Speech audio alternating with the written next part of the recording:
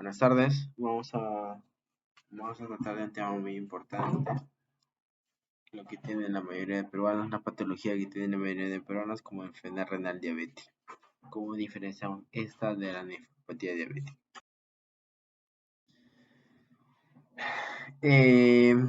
Básicamente, nefropatía diabética se dice o se asevera cuando biopsiamos un riñón, pero no es frecuente o es muy infrecuente que llegamos a ver un riñón de un diabético, porque se asume que la mayoría de los cambios histopatológicos y clínicos es por la diabetes, por lo tanto no es necesario biopsiar ese riñón. Hay diferencias de la enfermedad renal diabética, cuyo diagnóstico es clínico, donde existe albuminuria, micro o macroalbuminuria. Existe una disminución de la tasa de filtrado glomerular y es más frecuente en diabéticos tipo 1. La albuminuria condiciona un engrosamiento de la membrana basal glomerular. Existe un daño endotelial, una expansión mesangial y nódulos mesangiales que se conoce como nódulos de Kemister-Wilson, y pérdida de podocitos, pérdida de la función renal, pérdida de la membrana basal, es decir, todas las proteínas pasan por la membrana basal. Se pierde albúmina, por lo tanto el paciente empieza a hincharse. ¿Cuál es el modelo conceptual de la historia natural de la enfermedad renal diabética? En los pacientes diabéticos obviamente va a haber hiperglicemia, pacientes diabéticos mal controlados, hay injuria cerebral renal, hay expansión mesangial, hay glomerulosclerosis, hay fibrosis tubulointersticial. Puede aparecer micro o macroalbuminuria. Después de unos 10-15 años empieza a haber hipertensión arterial, enfermedades cardiovasculares. ¿Cuál es la patogénesis? En la hiperglicemia hay productos, estos producen productos finales de la glucosilación avanzada.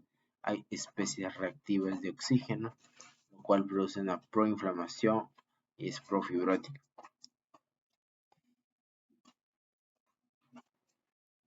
¿Cuál es la hemodinámica glomerular? En un medio diabético, es decir, en un medio hiperglicémico, va a haber activación del sistema renina-angiotensina-aldosterona, lo cual condiciona una hipertrofia renal. En primera instancia, hay aumento de la tasa de filtrado glomerular en el primer estadio, y subsecuentemente pasan los años, los 10, 15, 20, 25 años, existe una tasa de filtrado, una disminución de la tasa de filtrado glomerular, empiezan a haber edemas, empieza a haber hipertensión. ¿Cuáles son los mecanismos de hiperfiltración de la enfermedad renal diabética? En primer lugar, los factores vasculares. En ellos están involucrados el óxido nítrico, los prostaglandinoides, es decir, las prostaglandinas tipo 2, la calicreína, el péptido natriurético auricular, la angiotensina 1 hasta la 7, la hiperinsulinemia. Daño tubular, existe inhibición de la tasa de filtrado glomerular. Esta tasa de filtrado glomerular cae porque existe daño tubular.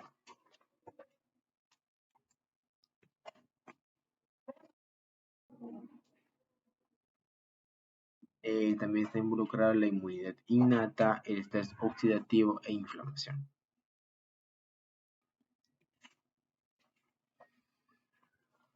Esto se denota por una infiltración de macrófagos donde existe un estrés hiperglicémico, existe elevación de angiotensina 2, que es un producto profibrótico, existe elevación de lipoproteínas de baja densidad, moléculas de daño renal. Todo esto aumenta el estrés oxidativo, produce citoquinas nocivas, básicamente el factor negro cerebral tipo alfa. Existe una hipertrofia de las células mensajeras, existe una acumulación de matriz, por lo tanto, a lo largo de los años produce una glomerulosclerosis diabética.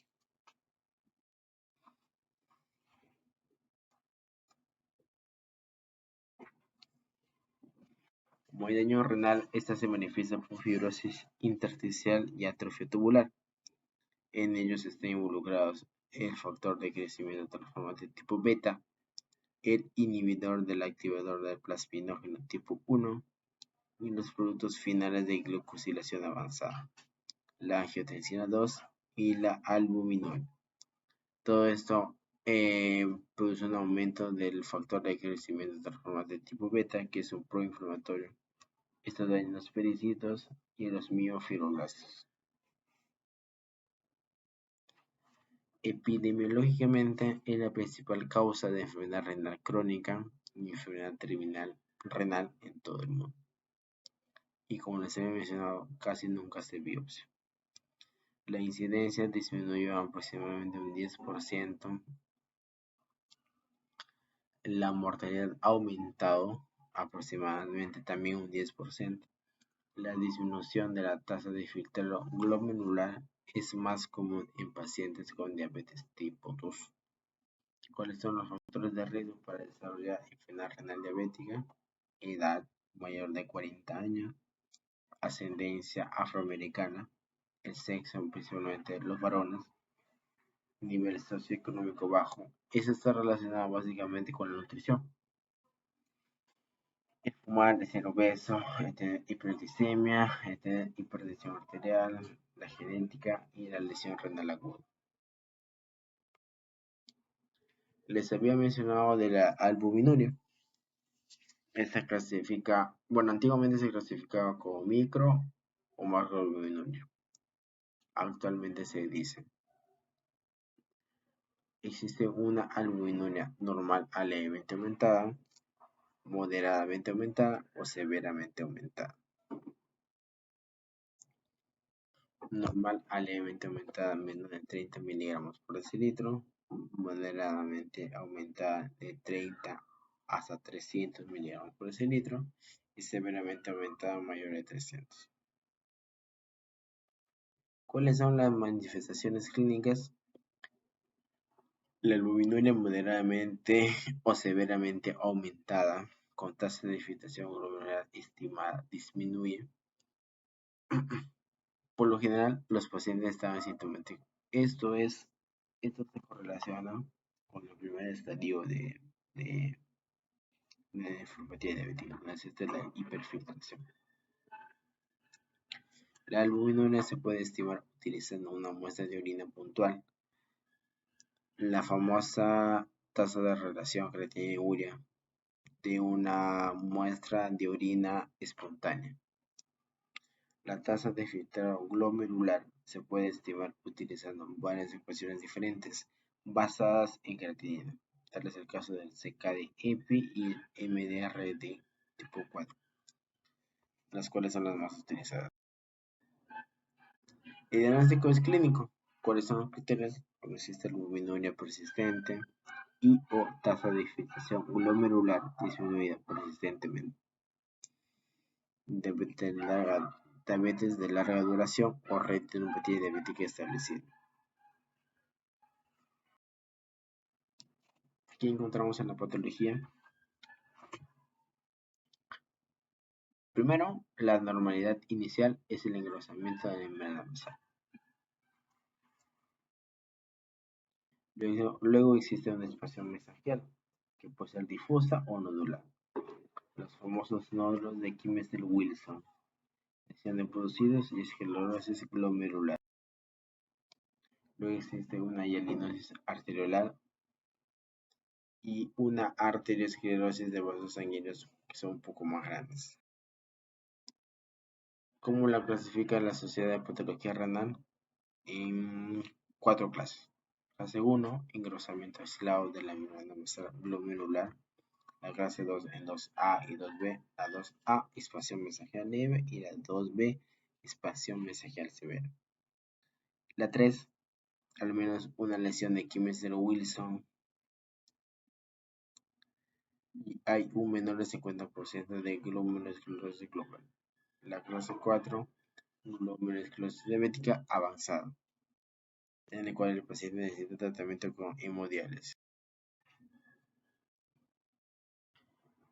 ¿Qué patologías están dentro del diagnóstico diferencial? Como la amiloidosis, la enfermedad por depósito glomerular, tal es el caso de glomerulonefritis fibrilar e inmunotactoide, la glomerulopatía por fibronectina y la glomerulopatía por colágeno tipo 3, cardiopatía congénita cianótica, mieloma, nefroesclerosis hipertensiva, patologías infecciosas como el VIH o el citomegalovirus, el uso de interferones, fomidronato, AINES, litio, linfomas también. ¿Cuál es la meta del tratamiento? El control de la presión arterial. El objetivo de la presión arterial según el riesgo inicial de enfermedad cardiovascular y el método de medición de la presión arterial. El segundo objetivo del tratamiento es el control glicémico.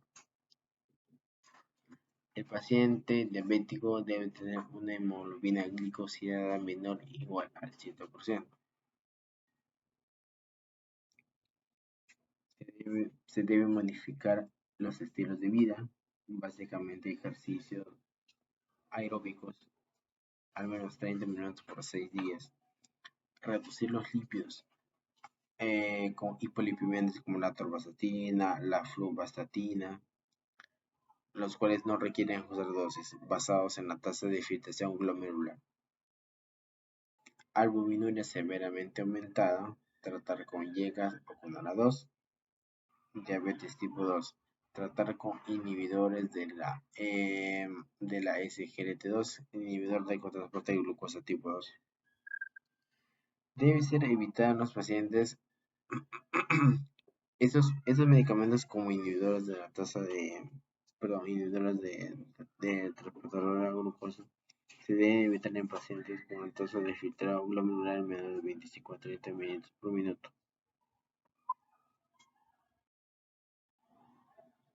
Entonces concluimos que básicamente las metas para un buen control de un paciente diabético radican en el control de la glicemia y el control de la presión arterial. La glicemia, el paciente debe tener una hemoglobina glicosilada menor de 7 y una presión arterial menor de 130 sobre 80. Y lípidos dentro de los valores normales, ayudados, si están muy elevados, ayudados con atorvastatina o algún otro tipo de hipolipemiante.